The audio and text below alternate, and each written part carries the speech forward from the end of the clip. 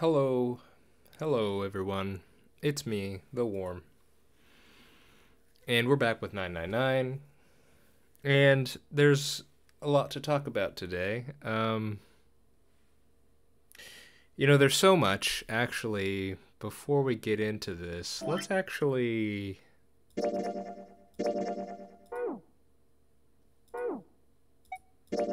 Just so we're not in complete silence, because we might be talking for a while.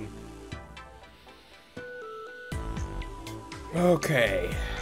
Lots to talk about.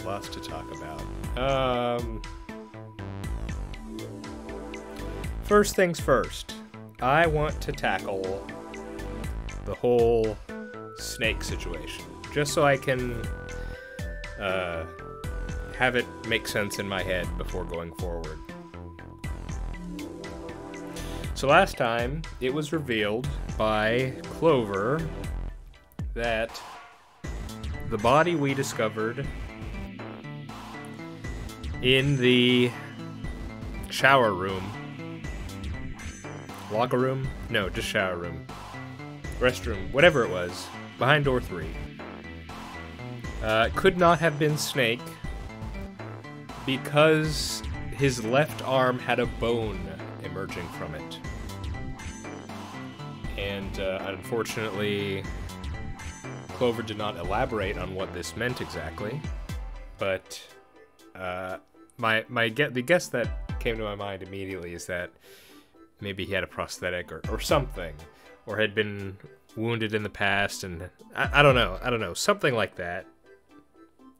But won't know for sure because Clover did not elaborate, as I said. So I went back to check. I went back to the episode where we went into door 3. And yes, if you do go over that scene, Santa does in fact at one point say, "Oh man, the face is so messed up. You can't even tell who it is." Which, yes, there's some foreshadowing for you. And what convinced us it was Snake was the clothes. The clothes that he had on. Or that was on the corpse, I should say. And one thing I was looking for is whether or not his bracelet was there. And they mention, like, Seven has a line where he says, I guess this isn't exactly correct, but he said, I guess the bomb that's connected to the detonator exploded, or something like that. So they mention, or he says, the bomb connected to the bracelet exploded. So they mention the bracelet, but no one actually mentions the bracelet itself being there. So the 2 bracelet could still be active and being used by someone. And so that leads us to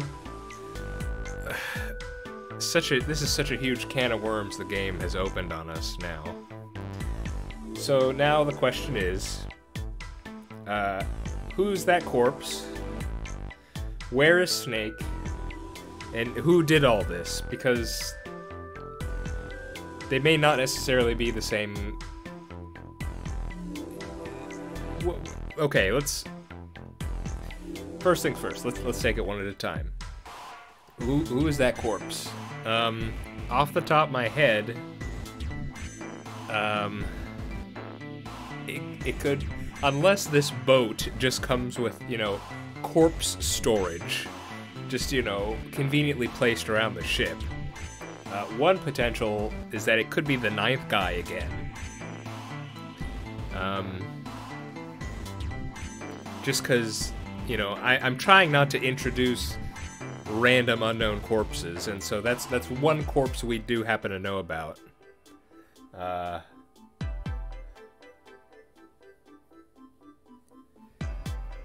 But I guess... But, okay, so that's not a sure thing. But that's one possibility I see. Because remember, this whole thing happened in the hour where we were all searching those rooms on C deck, I think. So this took an hour. Whatever this was, it took an hour or so.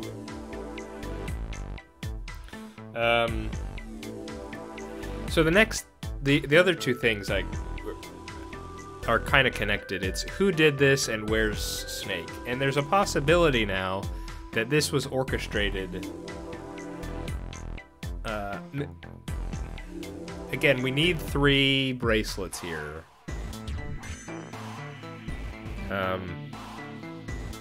So this could have been orchestrated, funnily enough, by Snake and another person. If we go back to the one combo I had, it was Ninth Man, Ace, and Snake. But see, the issue I have with Snake being a potentially behind this is that wouldn't he know, or wouldn't he think it possible that Clover could see it and know for a fact that it wasn't him? Specifically that left arm and the bone sticking out. Like, the fact that it was left like that. He didn't disguise it or anything, when it seems that was like a very obvious tip or hint for her to realize it's not Snake. That makes me think it might have not been Snake who orchestrated this. Like, I don't know, did Ace capture Snake and he's tied up in a closet somewhere? I don't know. And then Ace wouldn't necessarily know that Snake shouldn't have a bone sticking out of his left arm. I don't know. It just, if it is Snake behind it, it seems odd considering the fact that I'm pretty sure he would realize Clover could easily recognize it wasn't him, unless he's banking on the fact that Clover would be so traumatized or so shocked that she wouldn't be able to look at the corpse. And I mean, it's possible, but that's a gamble. That's a gamble. And so I don't know if he'd make that gamble. I don't know Snake well enough, I guess. So either way, there's a potential that Snake has been running around. We were wondering who killed the captain. Maybe it was Snake, somehow. I don't know how that would be. But I kind of would want to believe that over our all-ice mummy doing it. But, you know, hard to say. So that was all one big thing, and I don't have any conclusion on it as of yet. I don't know. I don't know the motivation for why someone would do this, or the how.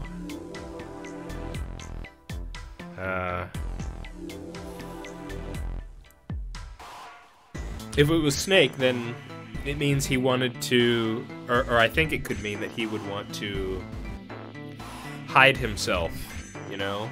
Basically fool everyone, and then be able to move around on his own. But the issue with that is we're kind of bound where we can go based on the numbered doors, you know?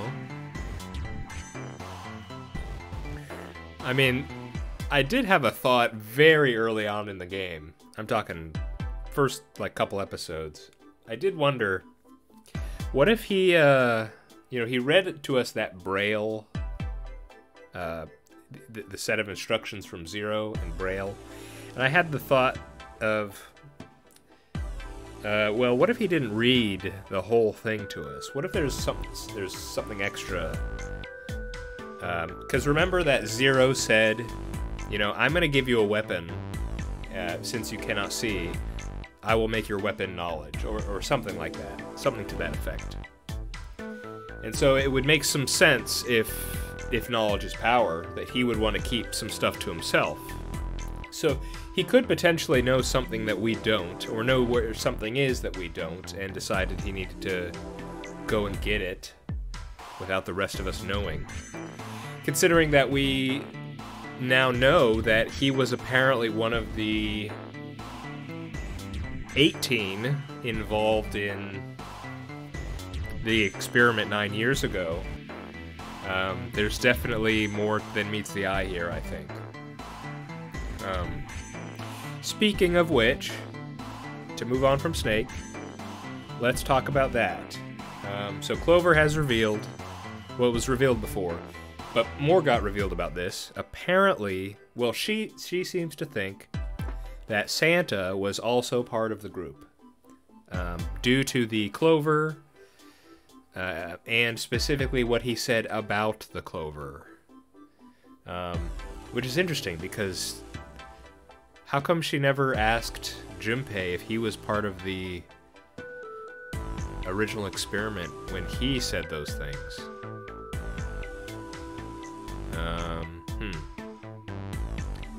Don't know about that. Anyway, I guess that somehow that's the connection she made. The Clover being associated with the 4 things that Junpei told her added up for her to suggest Santa was in that group of 18, but specifically he was probably in the boat group, where she was in the Nevada group. So another key piece of information here: of the 16 kids, there was a split. Half went to Nevada, half went to the boat. And particularly, she said there were 18 people. And I found that really interesting, because we know it's the 16 kids, and we know who the 17th person is. It's 7. So that leaves a big question mark for me. Who was the 18th person? Yeah. And then we did get confirmation that one of the girls died, but I don't think we were told who. I think that was when Ace interrupted us. So that might have been Santa's sister. I'm not sure. We don't know that yet.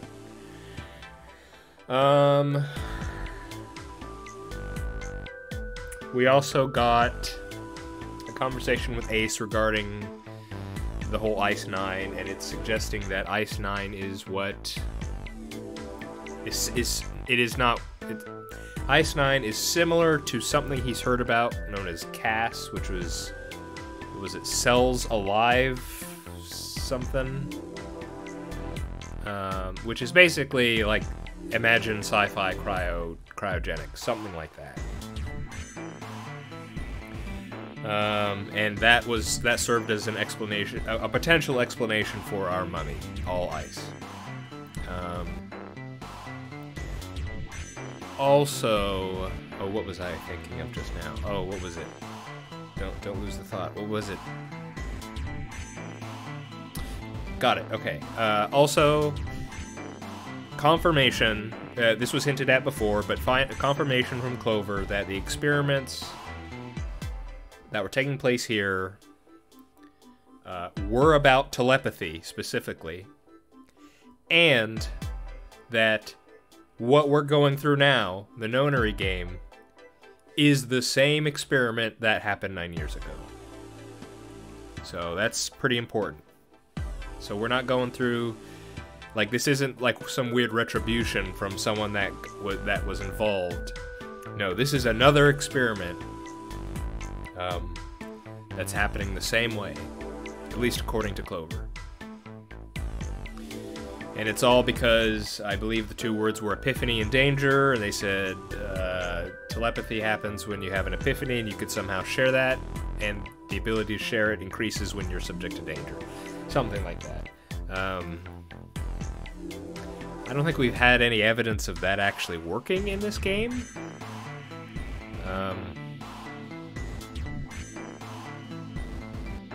Yeah, I don't think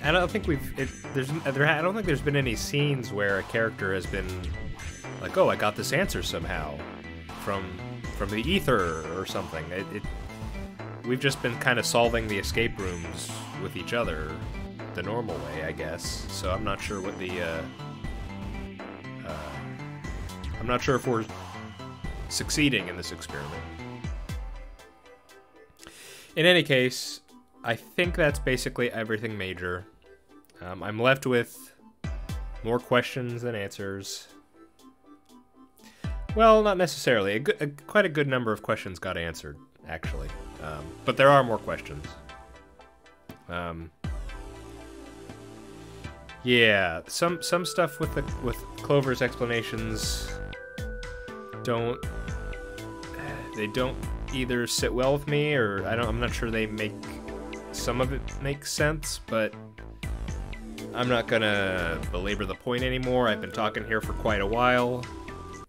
Yeah, 15 minutes. Okay. Yeah. I'll bring it up if the game brings it up again. Yeah, just the stuff about the Clover. Excuse me. Stuff about Clover, talking about the Clover and how it means it made sense to her that Santa was a part of the experiment, but Junpei wasn't. I don't know. Some stuff I'm not sure I understand where she's coming from. But regardless, we're just gonna hop back into it now. Let's do this. Because I think we're gonna get to an ending now. 1 second.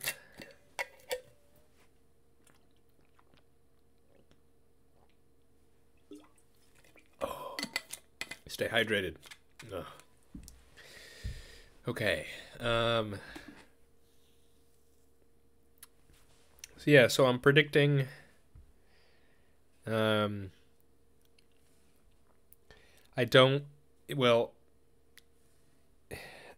thinking that Clover may not go axe murderer this time. But if she does, I think she might spare Junpei at least. So I'm not sure what'll come from that, but I guess we'll find out. So let's do that, shall we? This is a previous chapter, right? So let's skip till we get something new. Faye finds the map. Yep. Ace runs past. Okay, yep. A note. What? Okay, this is different. Hang on. So she's hiding something again. But she's actually telling us. So this is a note? A note? Yeah, I found it in the pocket of the guy with the captain's clothes. It said something about the darkness of the sinister hand or something. Can you read the whole thing? I'd like some context. What the hell? Let me see it. No, not right. But Junpei wasn't going to get to see it. From the other end of the hall, he heard Ace's voice. Hey, Junpei, Clover, what are you two doing? Hurry up! He's getting mad. Clover shrugged. I'll show it to you later, all right? Clover, I'm worried about whether or not we'll have a later. Come on, we gotta hurry. Before Junpei could protest, she was gone. Around the corner and off down the long stem of the L. A note? A note. Junpei was curious. There's something else that bothered him. From the look of that pocket, it doesn't particularly look like just a note. Okay, she also has the bracelet. Does she have the axe? Let's read hang on, let's see. It said something about the darkness of the sinister hand, huh?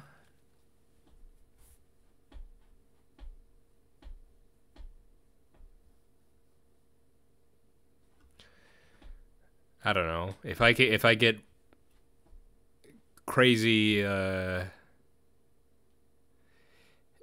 don't know if this is supposed to mean something to me. Let's go crazy linguistics mode. Sinister comes from the Latin root for left. So it's the darkness of the left hand. I don't know.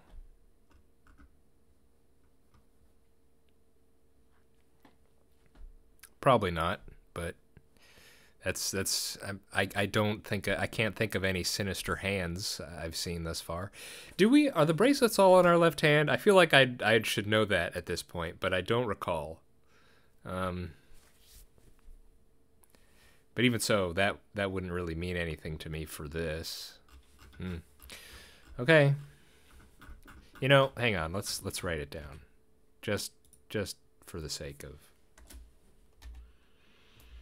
the darkness of the sinister hand.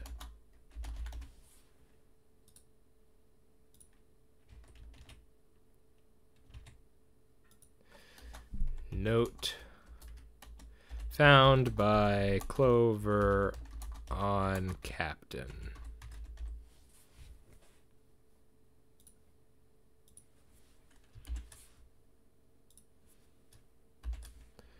And it wasn't the darkness, it's just darkness of the sinister hand. Okay. Alright. Jeez, what are you thinking? For crying out loud. Junpei did his best to convince himself that it would make sense later and ran off after Clover. Okay, we're skipping again. Skip-a-rooney. Join all our friends. And new stuff. Okay, they reached B deck at the same time. Jumpy! Clover! Hey guys. June's face was excited. Something had happened. That much Junpei could tell just by simply looking at her. What's up?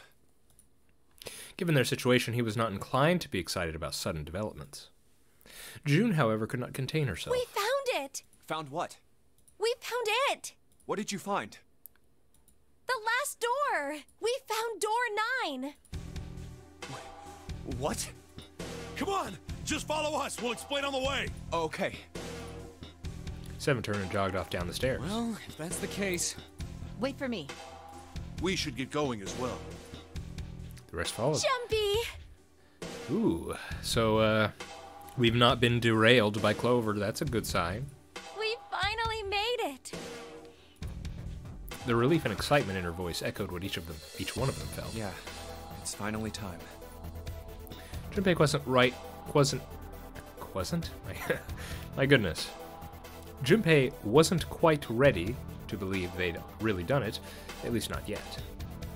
Still, if everyone said that it was door 9, then it probably was. Reached the end. He could feel his heart racing. A mixture of anticipation and fear ran through his veins, and he could feel his legs shaking. He was doing his best to maintain a sense of healthy skepticism, but he couldn't deny that the prospect of escape was an exciting one. Something's bothering me. Only 3 to 5 people can go through the numbered door. 7 of us are on our way to door 9. That means that, best case scenario, there will be 2 of us who have to stay behind.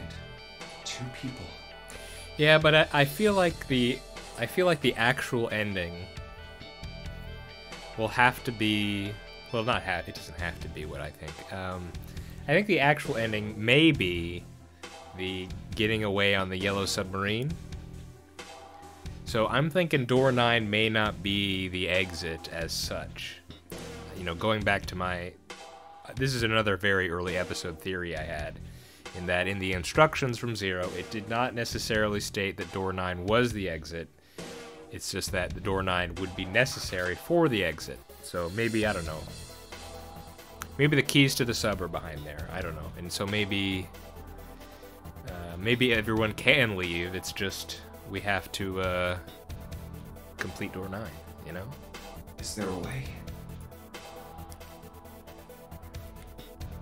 Junpei looked over at the clock. 4:30. We've only got 90 minutes left. I've got no time to wonder about it now. 90 minutes again. Hey, Junpei! June! What the hell are you two doing? Hurry it up! Santa's voice jolted Junpei out of his reverie. Let's go, Jumpy! June took off down the stairs, jogging as quickly as she could. Yeah. Don't trip. Junpei followed.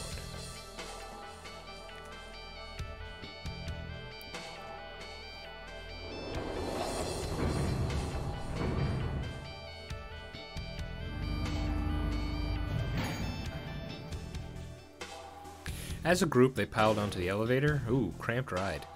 And rode impatiently down to E-Deck. It looked familiar.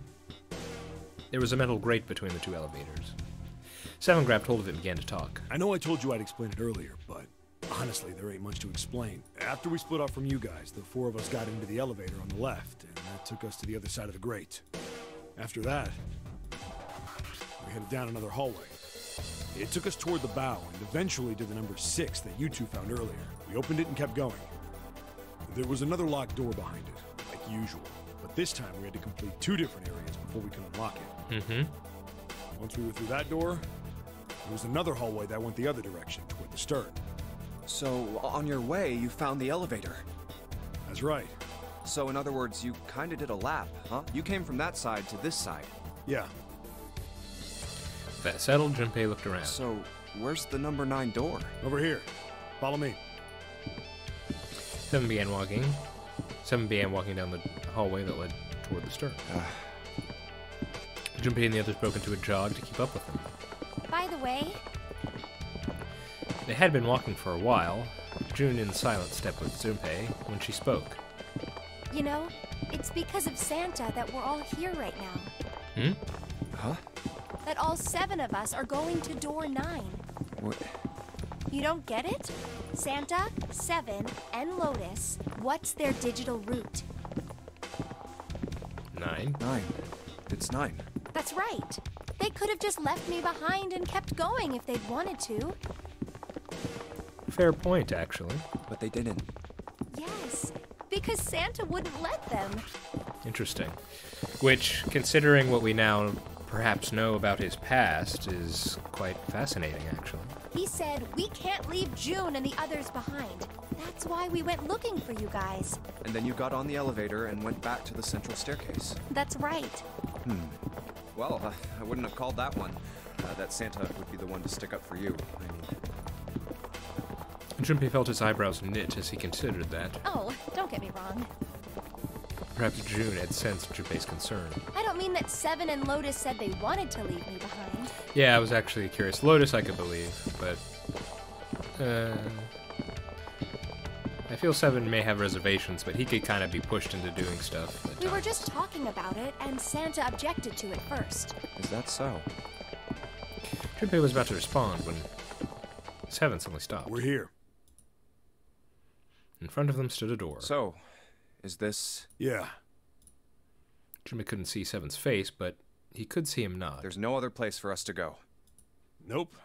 Just look around. There's a big old iron wall at the end of the hallway. The other hallways on the left and right are blocked by metal grates. I see. It looked as though 7 was right. The door in front of them was their only choice. All right, let's get moving. He pulled open the door and walked in. Junpei took a deep breath and followed. Oh, It appeared they'd been telling the truth. no way. The first thing Junpei saw when he entered the room was the number.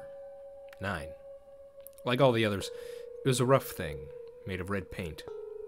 The door it decorated sat on the back wall of a rectangular room. Junpei ran up to it. The 9 door. It was a large double door with powerful styling. Something about it was almost majestic, and it made the red paint look especially garish. We're finally here. Junpei grabbed the handle and shook. It didn't budge, but then he hadn't really expected it to. The red was bolted to the wall next to the door. Its display read vacant. No doubt about it. This is door 9. Oh, finally! This is the last. Junpei felt a flood of emotion wash over him. He felt a chill down his back and his chest tightened even as his blood began to boil. There was a moment of complete silence. Junpei, look behind you. He turned around. Behind? What? Junpei could scarcely believe what he saw. Why? A door and a 9. There's Bam. another one. Hey, what the hell? Coffin! What the hell is going on here? Okay, that one's actually not exactly like the one in the CG flashback. That one was just like a straight rectangle. This one's looks more like a conventional coffin. Okay. His words came slowly, and his brain struggled to understand what he'd seen. On shaky legs, he made his way to the second 9. It was a small door set parallel to the door they'd come through, but in the other corner of the room.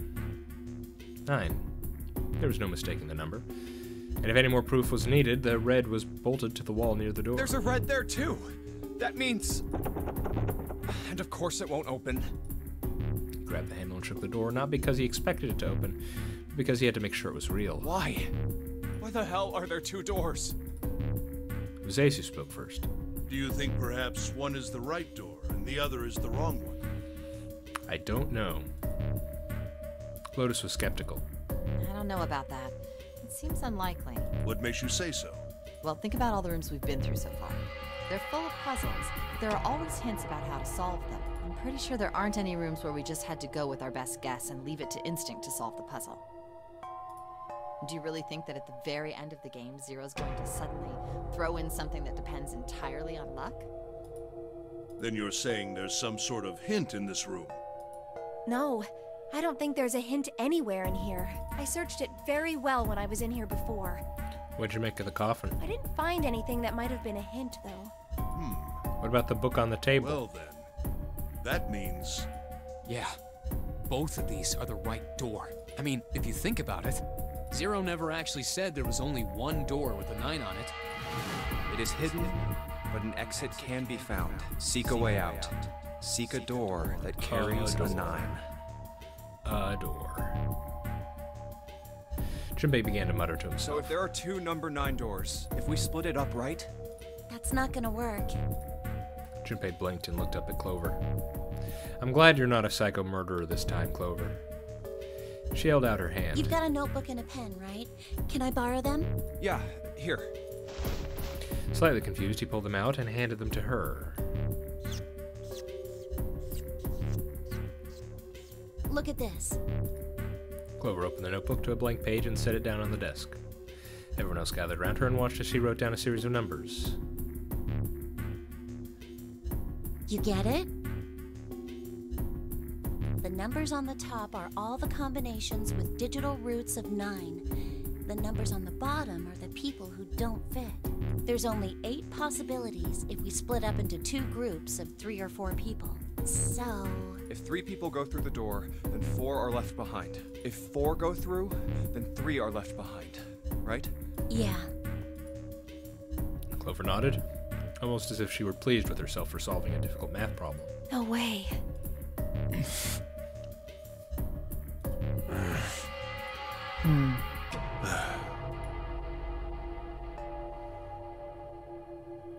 The room went very quiet. Silence lay across everyone like a thick, heavy blanket. No one spoke. Their faces were blank. Come to think of it,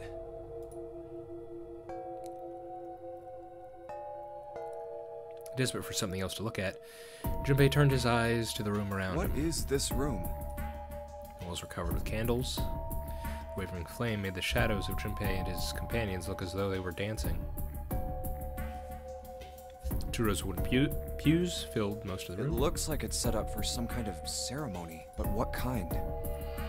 Between them was a strip of rich red carpet. Carpet ran straight through the room, ending at the door that pointed to the stern of the boat. At the other end of the carpet, Is that an altar? go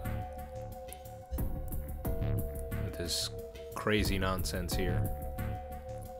It was a recessed space set into the wall between the 2 other doors. Pardon me. Sitting on the raised section of the altar was a coffin. A coffin. A coffin. Ah, Coffin? a coffin. No, it couldn't possibly be. But if it wasn't, then whose body occupied it? That was as far as Junpei wanted to pursue that line of thought. But clearly there's a thing here. We're gonna have to investigate. Oh, come on. He decided not to think about the coffin for the time being. And what's the book on the table? Come on. No one's gonna peek? At that moment, Seven spoke. There was an edge of humor to his voice, but it was forced. Okay, I give up. I give up. I figured if we sat around here long enough, someone would volunteer. But I guess nobody's got the guts to do it. What are you talking about? Junpei didn't understand, and he wasn't the only one. What? You guys didn't figure it out yet? Fine, fine. Let me enlighten you. Is he volunteering to be left behind? Clover was mostly right with her little explanation earlier, but she missed something. Oh, what if we do, like 5 people? She wasn't really wrong. She just... screw it! Let me just write it out.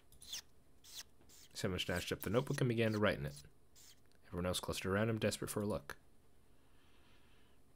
If you're trying to leave with a group of 3 and a group of 4 and get everybody out, Clover's right. But there's another way. Only one combination, though. If you split us up into groups of 3, 3, and 1, you can make this combination. Wow.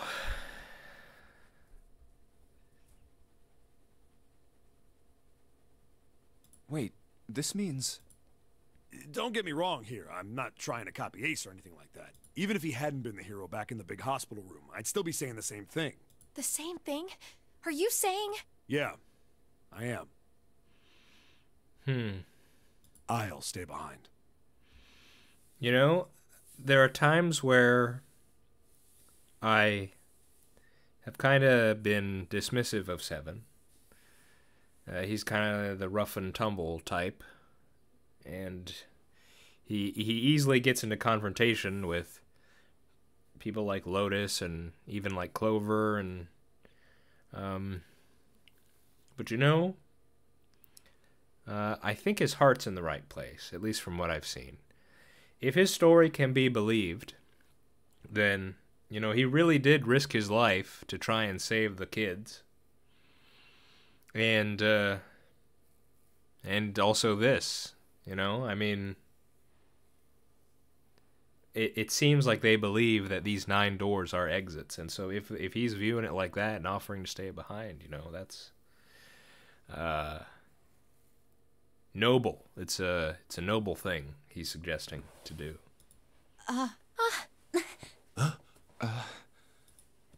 Why are you acting so heroic all of a sudden?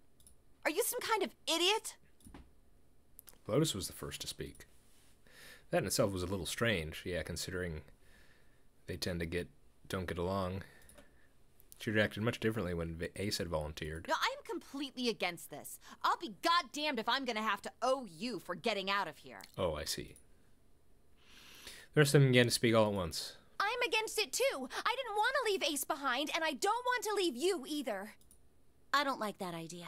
There's gotta be other options. I disagree as well.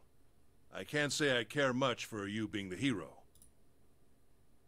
Finally, they quieted down, and Junpei looked at Seven. Well, there you go, Seven. Proposal denied. Clover's right. There's gotta be a better way than this. Seven made some noise that was somewhere between a derisive snort and a cough. Now would be a good time. Well, I actually don't know. Now may not actually be a good time to reveal the Zero bracelet, because that doesn't actually still help us.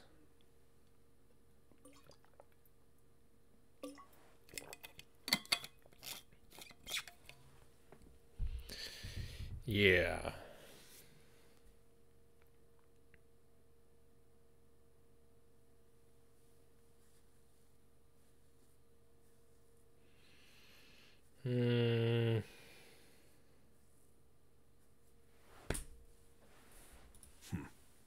Doesn't make any sense.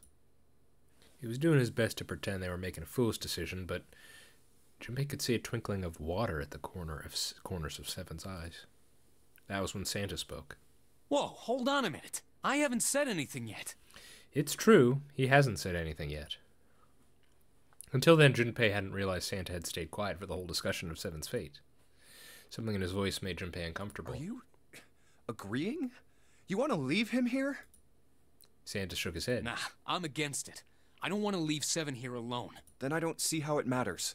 I said alone. Huh? I said I don't want to leave Seven alone. There was a dull shine in Santa's eyes. They were cold and hard. Junpei felt himself shiver. What the hell are you... What? You don't get it? I can't leave just one person. I need 2 more. 3 people, including Seven. I'll be leaving behind 3 people.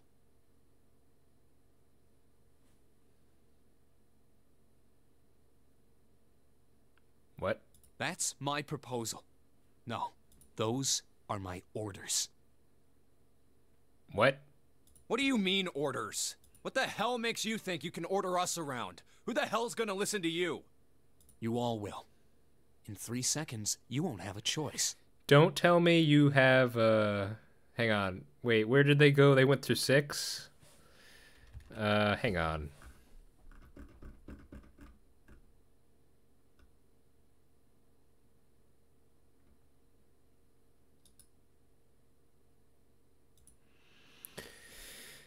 Does he have the gun? Was that behind 6? Was that the cargo bay, cargo hold? Or what? What's in 3 seconds? What? 3, 2, 1. What are you doing? Santa was so fast, Junpei could barely see him. When he moved, it was almost like watching a dance. His feet moving like lightning. He spun and... Ah, I knew it! Ah! What's the deal, Santa? Why do all this song and dance of going to get everyone when you're just gonna do this, huh? What's the deal? See? I told you. Ah, crap. And no, did he take it? Did he take it when no one was looking? Because that's one thing. But if he took it and none of the others decided to tell us, that's not good. His lips curled into a cruel, mocking smile. Huh? What? A shudder traveled the length of Junpei's spine. His chest froze, and he could barely... and he could feel his breath go stale in his lungs. Nothing made sense. Junpei felt as though his head were about to explode. Santa's sudden change in attitude, saying that he needed 2 more. The gun in his right hand, a revolver. Santa had grabbed June from behind and pressed what Junpei's shaken brain identified as a revolver roughly against her temple. Why? What the hell is that? Where on earth had Santa possibly found a gun? Junpei's question roared in his mind, but his mouth refused to ask them. Seven spoke almost as though he had sensed Junpei's confusion. The gun's from the other room. What room? One of the rooms behind door 6. Yeah. I should have known he was gonna do this. I should have taken the gun. Well, it's too late now, fat ass. Damn it! Mixture of fear and frustration twisted Seven's face, and he glared at Santa. Santa, for his part, didn't so much as flinch. I mean, in terms of bad guys, Santa was one of my original guesses, just from his demeanor, including his speech about the clover and his speech about his sister. You know, they sound like weird, sort of melodramatic things a villain would say. Of course, that doesn't necessarily mean he's behind, say, you know, what happened with Snake, or not Snake, I guess, or with what happened with Lotus.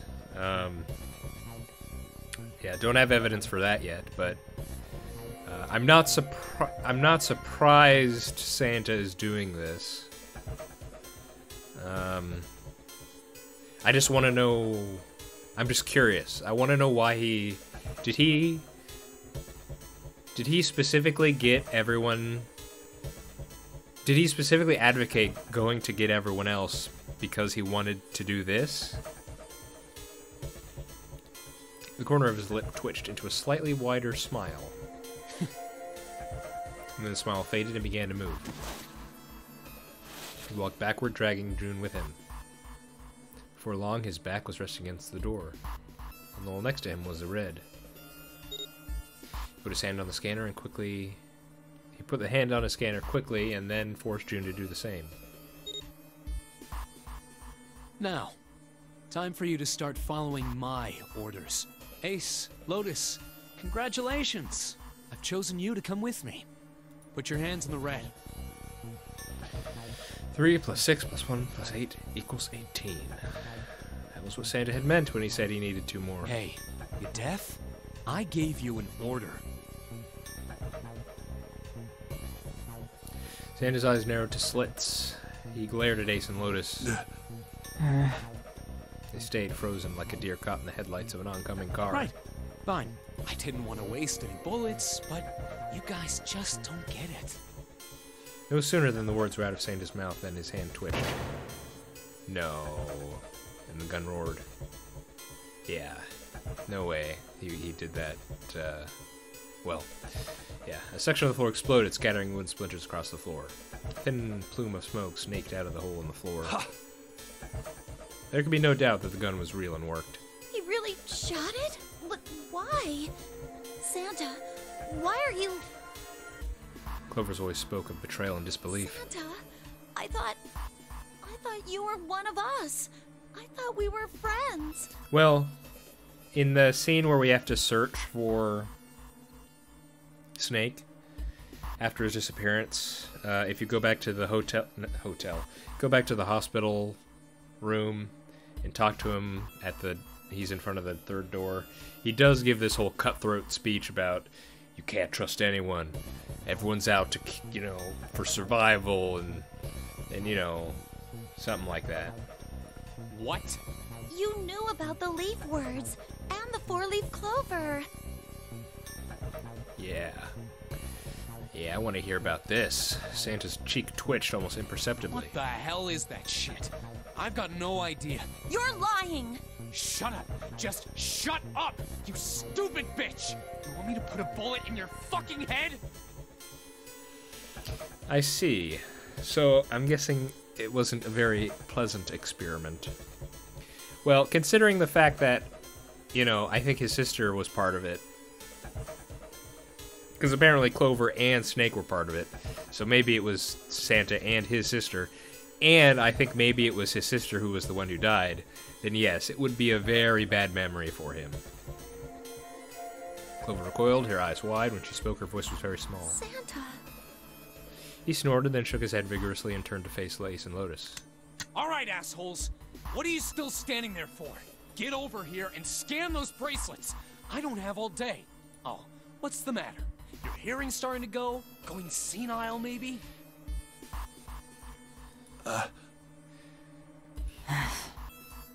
Ace and Lotus still didn't move. It almost seemed as if they couldn't move. June's face was pale behind Santa's arm. Her eyes were wild, and her chest heaved with every quick breath, like an animal cornered by a predator. Junpei's mind worked furiously. What were they going to do? And he realized something. There was nothing they needed to do. There was nothing to debate. That's it. June's safety was the first priority. That much was obvious. Doing as Santa had commanded meant that she would be safe from at least two threats. She wouldn't be shot, and she would leave this. She wouldn't be shot, and she would leave the ship alive along with Santa, Ace, and Lotus. There's only one thing for Junpei to do. It's the only way. He turned to Ace and Lotus. Please, go. Huh? No way. Jumpy, what are you saying? If you stay here, you're going to be stuck, Jumpy. And so will Clover and Seven. I know, but you don't need to worry about us. We'll figure something out. Right, Seven? Right. You just leave it to us. It's gonna piss me off to do what Santa says, but... Don't worry about me either. There's still something I have to take care of. No, you can't! Ace, Lotus, don't come over! Don't worry about me, please! June was almost crying. Junpei walked behind Ace and Lotus, gently placed on each of their shoulders, Please. and pushed them toward the door. They almost stumbled, then righted themselves, and took another step, and another. They turned around, and Junpei nodded. All right. Fine.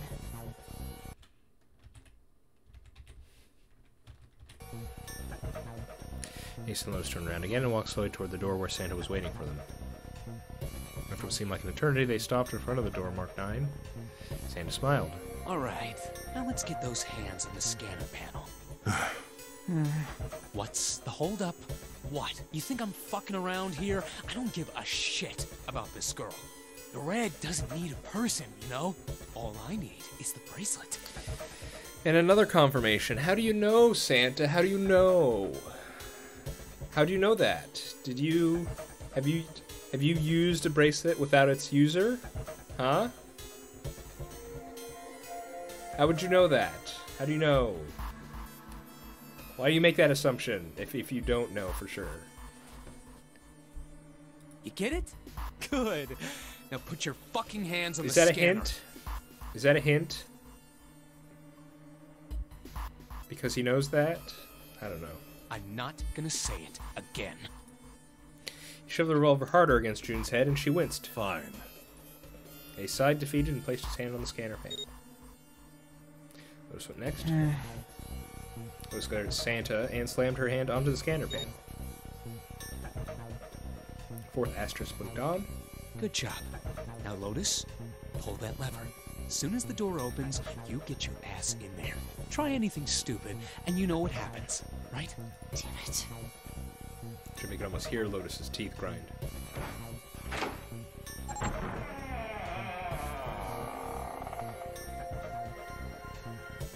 Door slid open. Door number 9 opened at last. It opened with a low, powerful rumble. A drum roll to welcome the chosen few. Good. Go. Lotus and Ace walked through the door, their eyes furious but defeated. Santa waited until they were all the way inside, then hauled himself and June across the threshold as well. Later. Not goodbye, but later. You're thinking of seeing us again, huh? After exactly 9 seconds, the door swung shut. The gust of air it created... So I guess it is left hand, actually. Okay, yeah. Bracelets on the left hand. The gust of the air it created caused the candles on the altar to flicker and die. Who lit those candles, by the way? The room fell silent. Junpei, Clover, and Seven had been left behind. Oh, man. This is going on a while, huh?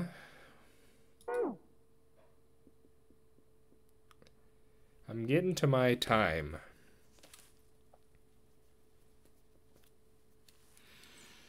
And my throat's getting sore.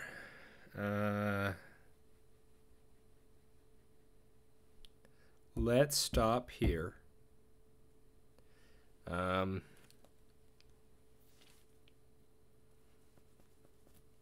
It doesn't feel like it's about to end. It feels like there could be quite a bit more. So let's stop here. We'll talk about more of this next time.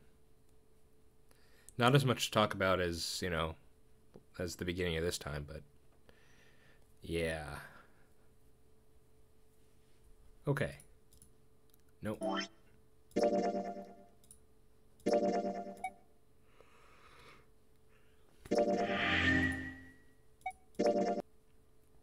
Oh, man.